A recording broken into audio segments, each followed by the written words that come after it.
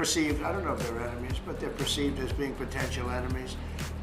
We're not happy with Putin. I'm not happy with Putin. I can tell you that much right now, because he's killing a lot of people. And a lot of them are his soldiers and their soldiers, mostly. And it's now up to 7,000 a week. And I'm not happy with Putin. Wow, this might be a chance. And we get a lot of bullshit thrown at us by Putin, for you want to know the truth. He's very nice all the time, but it turns out to be meaningless. Do you want to sanction him? Lindsey Graham has a sanctions bill on Russia. Do you want him to move I'm looking at it, yeah. No, I'm looking. The Senate is passed a very, very tough sanctions. Presiden Amerika Serikat Donald Trump disebut-sebut bersedia menandatangani rancangan undang-undang yang bertujuan mengakhiri perdagangan dengan Rusia dalam kondisi tertentu. Informasi ini dilaporkan oleh Politico pada Rabu 10 Juli mengutip keterangan dari seorang pejabat senior di pemerintahan Amerika Serikat.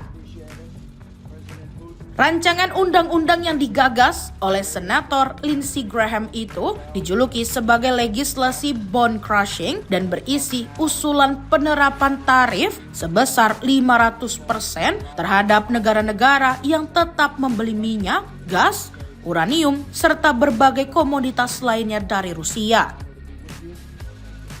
Senator yang dikenal berhaluan keras terhadap Moskow tersebut juga menyertakan klausul pengecualian yang memungkinkan presiden membebaskan negara tertentu dari tarif tersebut selama maksimal 180 hari.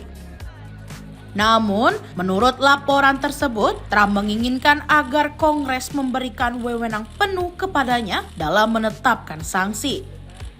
Seorang pejabat mengatakan bahwa pemerintahan saat ini menolak jika Kongres mencoba mengatur terlalu jauh kebijakan luar negeri presiden dan menyatakan bahwa rancangan undang-undang tersebut harus memberikan ruang pengabaian yang sepenuhnya berada di tangan eksekutif. Meski begitu, pejabat tersebut menyebut ada keterbukaan secara prinsip untuk mendukung legislasi tersebut. Senator Lindsey Graham menyebut pemungutan suara atas rancangan undang-undang sanksi terhadap Rusia akan segera digelar di Senat. Rancangan undang-undang itu mencangkup klausul pengecualian presiden guna memberi Trump ruang tawar maksimal.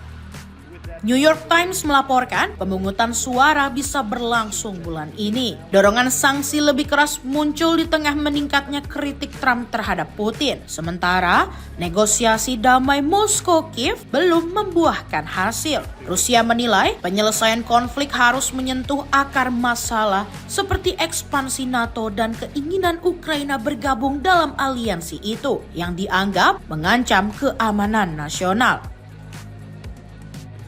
Menteri Luar Negeri Rusia Sergei Lavrov menyebut jeda konflik hanya akan dimanfaatkan Ukraina untuk menguatkan militer. Ia juga mengatakan Rusia tengah menjajaki putaran ketiga perundingan dengan Ukraina di Turki.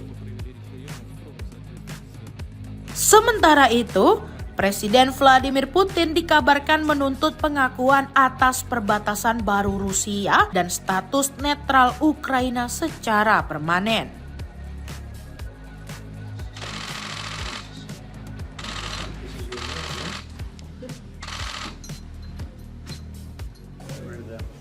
You